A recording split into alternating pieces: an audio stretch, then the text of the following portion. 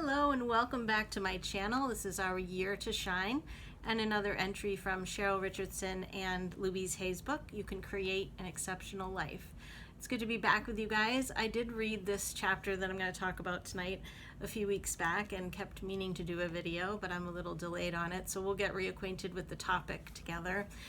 But we've talked a lot in this book already about creating your day, creating the life that you want, and using affirmations, changing the way we're thinking, changing our morning routine, and things like that. So now as we get into the later part of life, if some of you are middle-aged or older, then we're going to be talking about the wisdom that we gain over the years and the beauty. So this chapter is called The Beauty of Wisdom, and it may challenge some ideas about beauty, I think, because sometimes that bar of beauty might be set as the 20-year-old or the perfect body. But as we age, our wisdom can also be beautiful, right? And last year in our Simple Abundance Year with Sarah Ban Breathnach's book, we talked a lot about body image, and we talked a lot about how somebody can have an essence that can even change their appearance in some way. And I know for me, I've been thinking a lot recently about the concept of attractiveness and how we have these types, and how sometimes they say like you're attracted to people that look familiar or look like your family or even like you, or that maybe there were people in your life earlier in your life that you felt so comfortable or safe with, so that sort of look is attractive to you and makes you feel safe. So anyway, there's not a lot of talk about attractiveness, but just in terms of our looks, maybe it can make you feel better, I suppose, if you are thinking that you're getting up there in years and you're thinking like, oh God, who's gonna find me attractive at this age or with these body flaws that I have? And I can certainly understand that, but maybe there is beauty and wisdom. So let's find out together. And we know that Louise is in her 80s as they're writing this book. Cheryl is in her late 40s, I believe, early 50s, if even that. So there's a divide between them, but Cheryl's definitely the point where she's noticing wrinkles and gray hairs, and she does comment at the beginning of this chapter that they are on the tour together. They're promoting the book, and they're doing the I Can Do It conferences that Hay House used to have.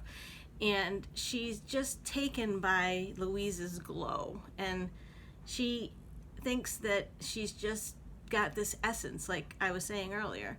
There's a beauty to her, even though she is older and she's in her 80s, and maybe that might be like, how could you ever find someone in their 80s attractive? Like, you hope that as you get older, you sort of age along with your attractiveness desires, I suppose, so that you're not still attracted to teenage people, or I don't know, everybody's different, I suppose. But so Cheryl starts us off with the concept of like, how can Louise just grow more and more beautiful as she gets older?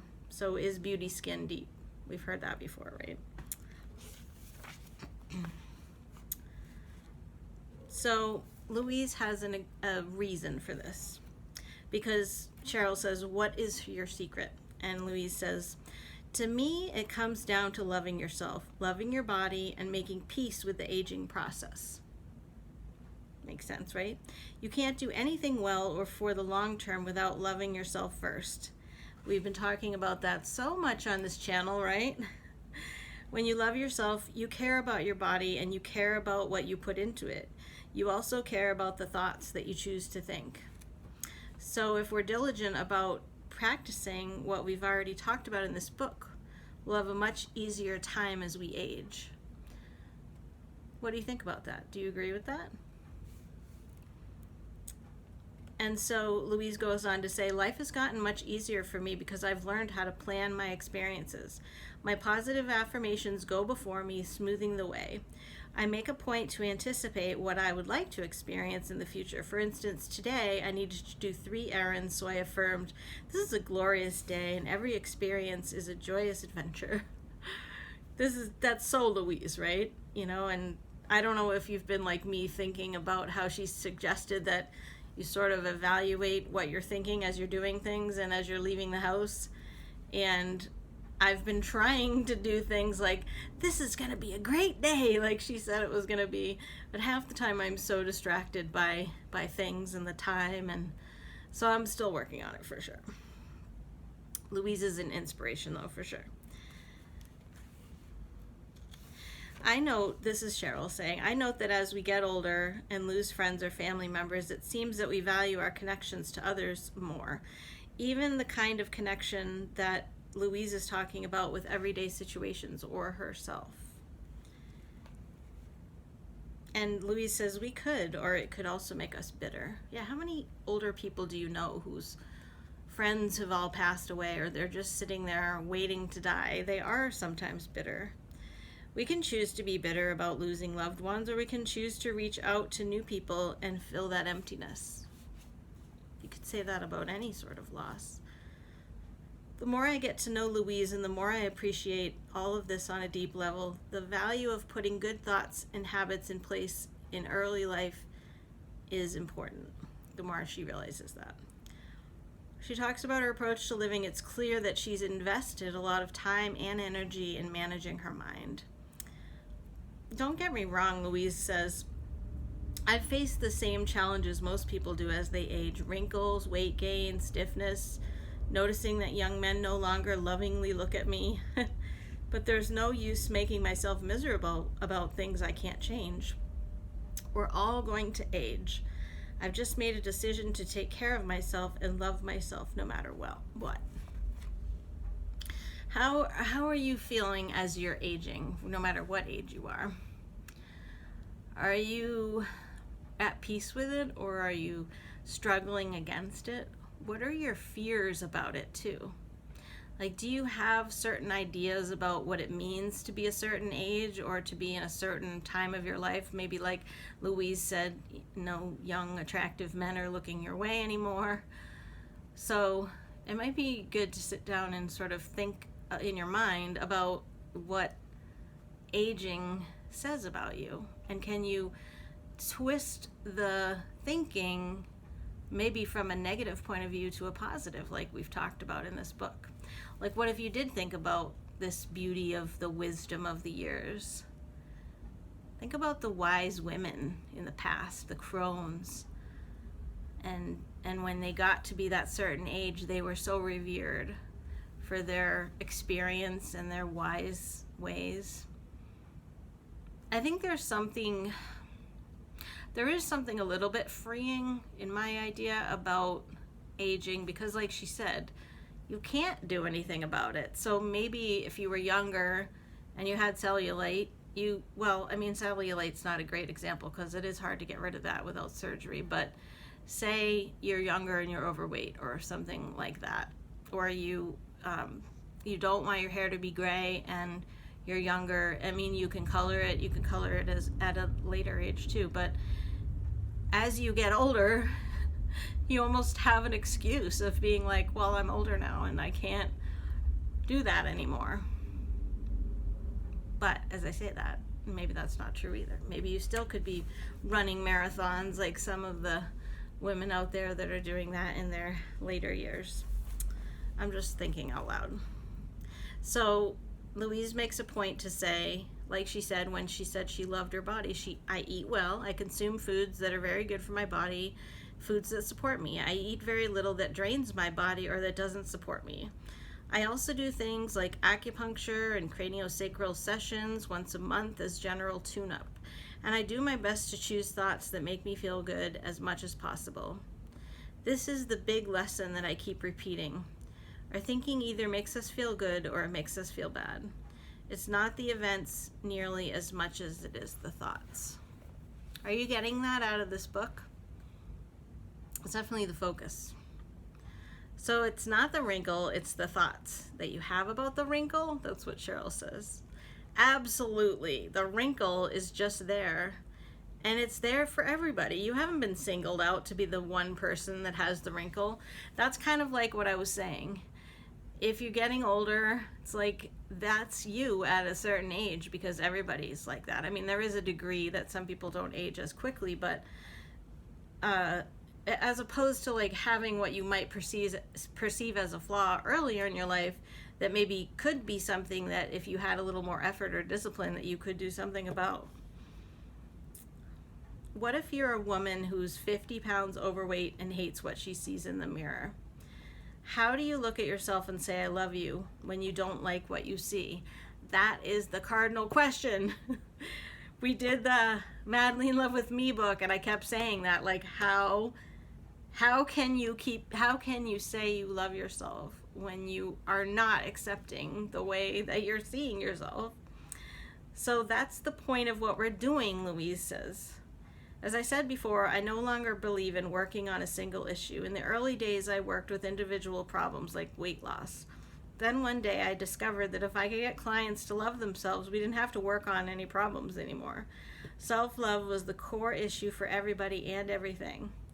And that's a difficult realization for a lot of people to accept or acknowledge, that it could be that simple. What do you think about that? Remember how much resistance I had to that book?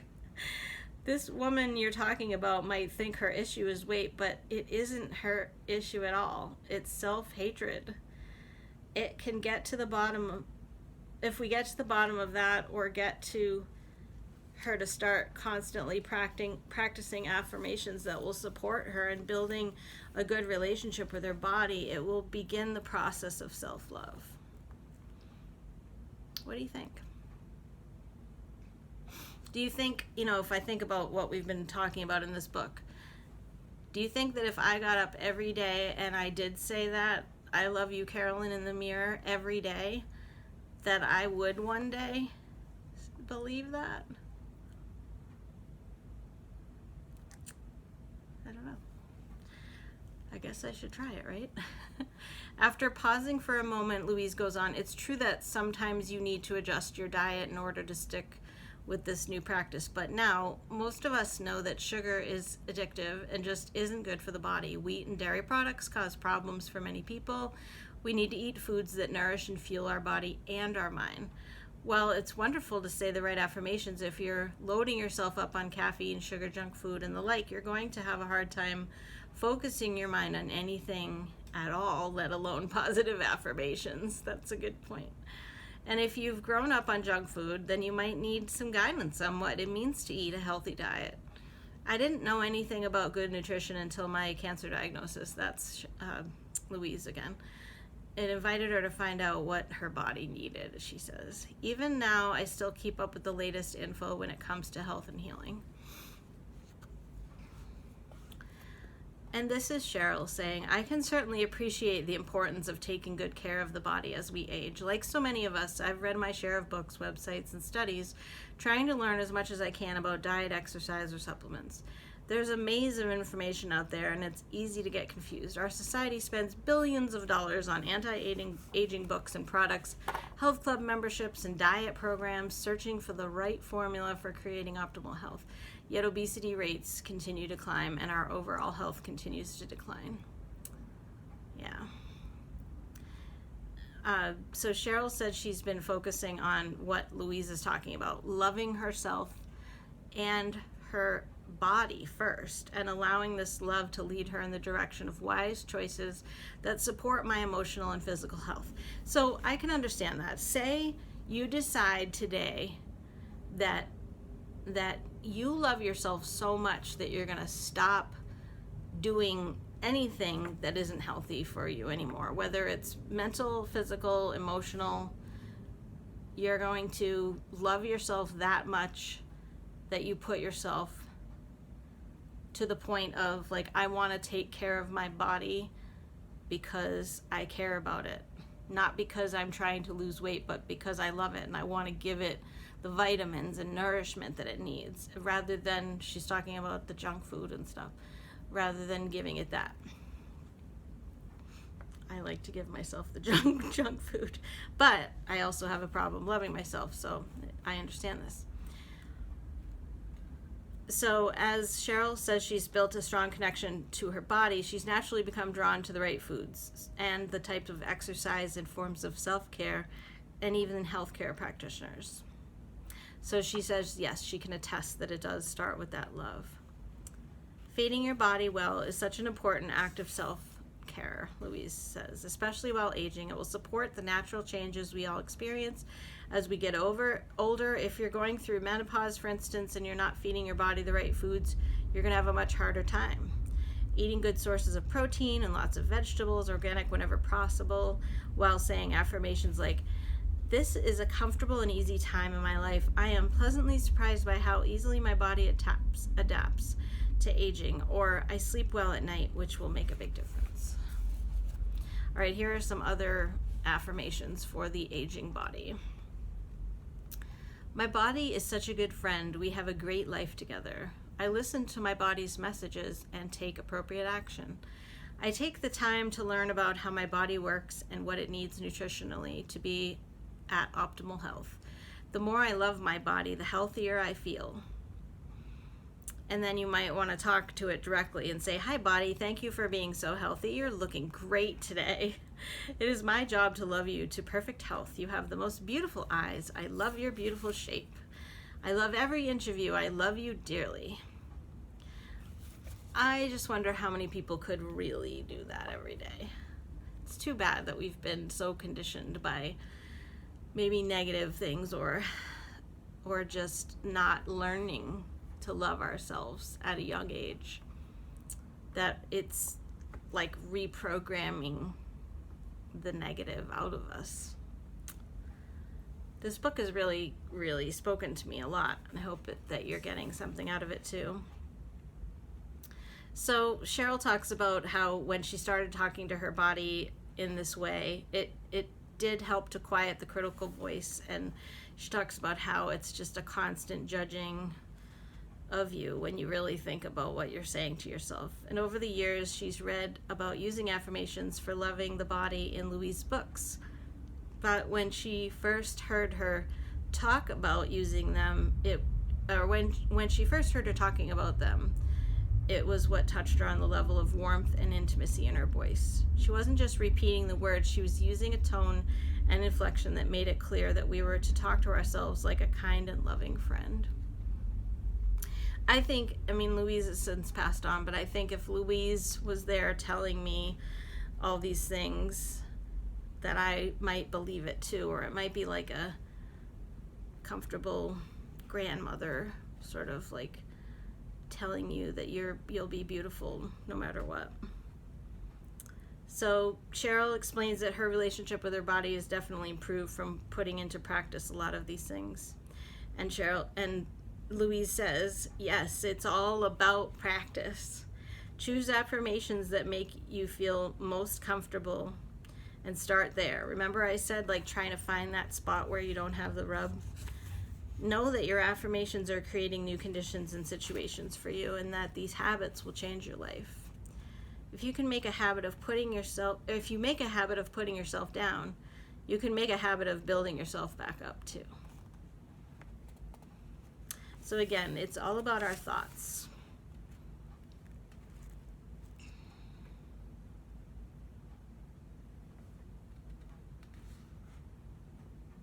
Cheryl's talking about how she enlisted a trainer. That would be the act of ultimate self-care if you really were wanting to take care of your body and you needed a little bit of encouragement, working with a professional. And Louise took her to a Pilates class when Cheryl was visiting her at one point.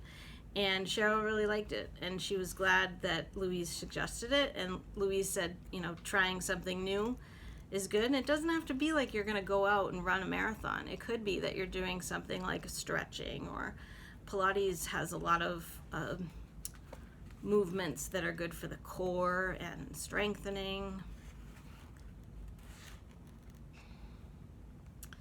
Louise's message is falling on well-seasoned ears, and we know it's important, right?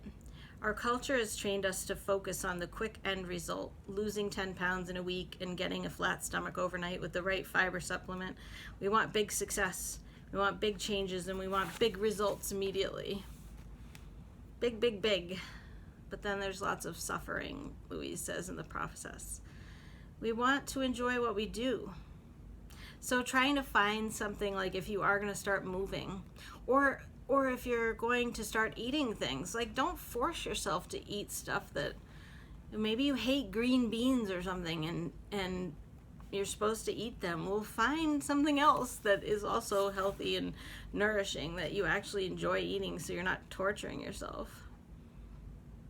Some people are really concerned about losing their youthful looks, like I talked about earlier. And Louise says more that she was worried about losing her mental faculties. So she does also do some exercises too to keep her brain sharp. I couldn't think of the word. I need some mental exercises apparently. So she used to look in the mirror and feel sad or distressed about the wrinkles and sagging skin, but she was more concerned about losing energy, losing her brain facility, and she's always been a woman with lots of energy. So she said, I've come to understand my energy level in a new way. I need to support myself with good self-care, but I can also embrace the gift that aging has to offer, the presence of mind to slow down so that I can use my energy in more intentional ways. That's true too. Age and experience have given me permission to spend my precious energy on the treasured priorities that matter most, my self-care, my significant relationships, the alone time I need to feel spiritually rejuvenated, and forms of creative expression that feed my soul. And then she's just talking about the ticking clock of age and how it's hard not to be conscious of that if you are very concerned about your looks or how your body is aging, and you're aware, like there's a new birthday coming up. We do keep track of everything, and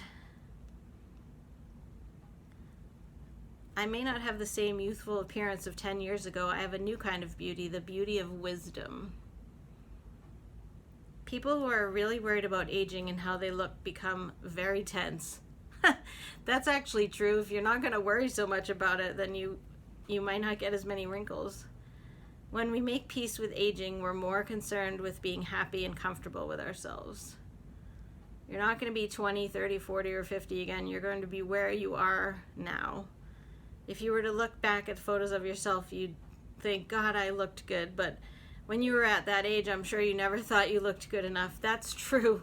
There's that saying, I think I brought it up last year in a video, about I wish I could just be as fat as I thought I was the last time I thought I was fat, when it was probably like 40 pounds earlier. You're right, because even back then you thought you were fat or you were getting too old or whatever. And they're just sharing stories together. And Louise talks about continuing to always have curiosity about life. And when I've mentioned my dad before and how he's in his late 70s now, but he wakes up in the morning and he has so many projects that he's excited to do and things he wants to accomplish. And I think that's definitely a part of having those wisdom years as well, and not getting down and feeling like, oh, I'm so old, I can't do this anymore.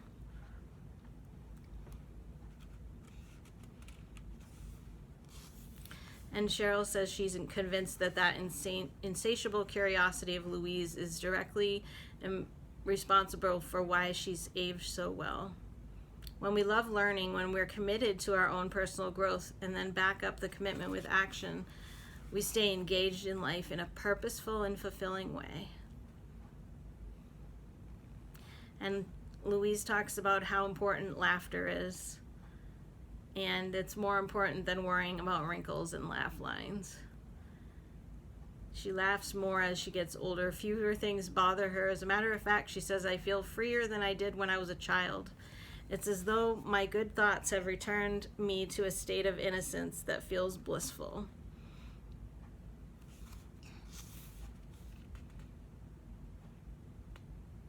I think she's just come to peace with who she is. And I think you could do that at any age. But I do think as you get older, there is a point in your life, and I've heard people say this too, where there's things like you stop caring about what other people think about you. You might start believing that your personality and what you have to offer the world is more important than how you look. Young, old, fat, thin, whatever it is that you are concerned about. And I do believe, like we talked about last year too, that when you do have that sparkle and that zest for living, that people are aware of that. And I like talking to people who are just colorful and have lots of stories to tell about their lives, and they express themselves in that way through words, and also maybe through what they're wearing and the way that they converse with you, just their interesting nature.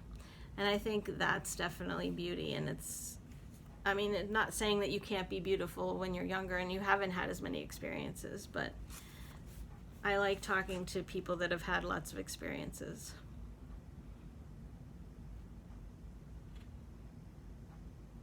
And Louise also talks about body work and how it is important to have hugs and have touch, and then they take a big hug to say goodbye at the end of that chapter. And Cheryl says, I feel the strength in her arms and the smile in her heart. There are some people that are just such a joy to be around. Let's see what Louise's wisdom cards have to say for us too today. Maybe something about aging. That would be interesting, right? Or beauty, or wisdom. These are the wisdom cards. All right, let's see. I am healthy and filled with energy. That would be like Louise would say. I feel a bounce in my step. I see my shining eyes. The radiant me is here. I claim it now. Yeah, if you're worried about your energy level, I think it would be good to have an affirmation around that too. And if you are going to eat things that are better for your body, you probably are going to have more energy. So lots to think about in this chapter.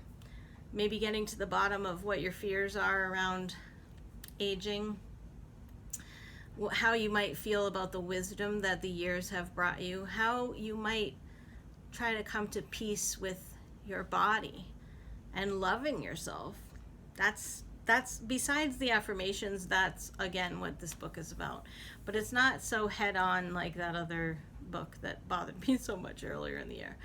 But I'm starting to really understand how Cheryl and Louise are saying that we can create an exceptional life.